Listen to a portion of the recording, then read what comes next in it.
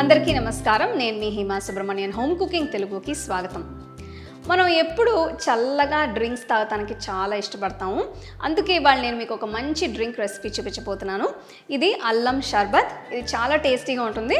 రండి ఇప్పుడు ఈ డ్రింక్ రెసిపీ ఎలా చేయాలో చూద్దాం.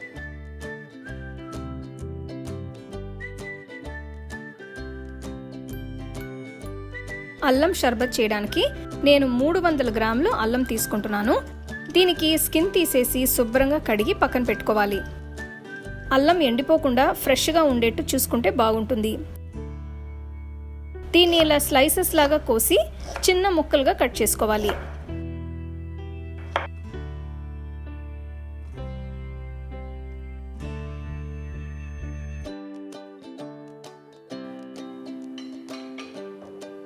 అల్లం సిరప్ చేయడానికి ఒక సాస్ ప్యాన్లో 5 కప్పులు నీళ్లు పోసుకోవాలి. ఇది 250 ml కప్. తర్వాత 2 కప్పుల తరిగిన అల్లం ముక్కల్ని వేస్తున్నాను.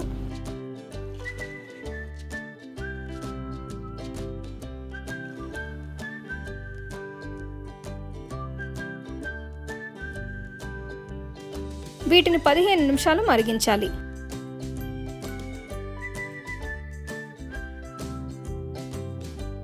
నిమిషాల తర్వాత చూస్తే అల్లం నీళ్లు బాగా మరిగి డార్క్ బ్రౌన్ రంగులోకి మారుతాయి. ఇప్పుడు పొయ్యి కట్టేసి దీన్ని వడకట్టుకోవాలి.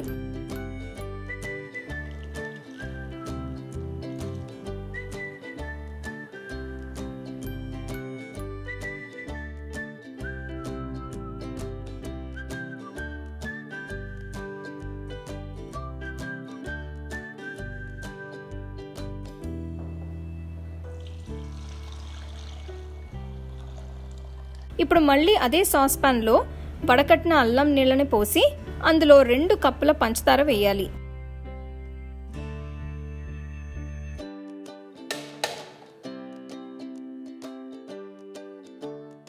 పొయ్యి వెలిగించి ఈ మిశ్రమాన్ని చిక్కటి సిరప్ కన్సిస్టెన్సీ వచ్చేంత వరకు మరిగించాలి.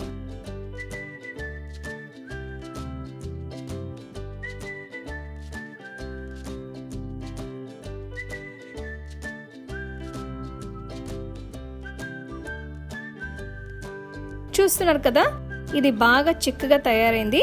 ఇప్పుడు పొయ్యి కట్టేసి ఈ మిశ్రమాన్ని చల్లారనివ్వాలి. ఇది చల్లారిన తర్వాత ఒక గాజు బాటిల్లో వేసి ఫ్రిడ్జ్లో 1 నెల రోజుల వరకు నిల్వ ఉంచొచ్చు. ఇప్పుడు ఈ సిరప్తో షర్బత్ ఎలా చేయాలో చూద్దాం. సర్వింగ్ గ్లాస్లో ముందు అల్లం సిరప్ వేసి 1 నిమ్మకాయ రసం పిండుకోవాలి.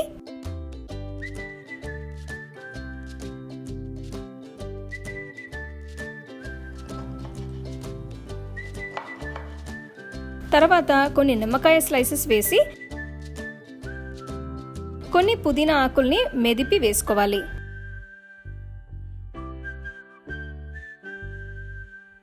ఇందులో ఐస్ క్యూబ్స్ వేస్తున్నాను. ఇప్పుడు సోడా యాడ్ చేయాలి.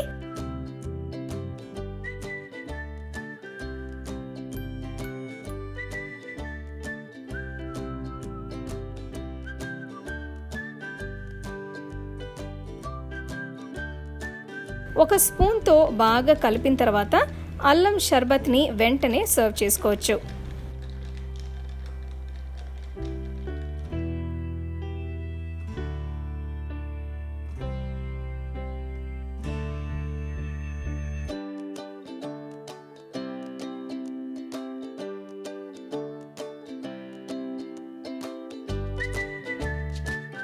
వావ్, ఈ అల్లం షర్బత్ చూస్తానికి ఎంతో బాగుంది కదా.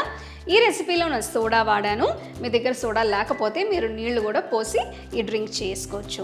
ఇప్పుడు ఇది మనం సిరప్ లాగా చేసాం కాబట్టి ఇది మీకు 1 నెల వరకు ఫ్రిడ్జ్లో నిల్వ ఉంటుంది.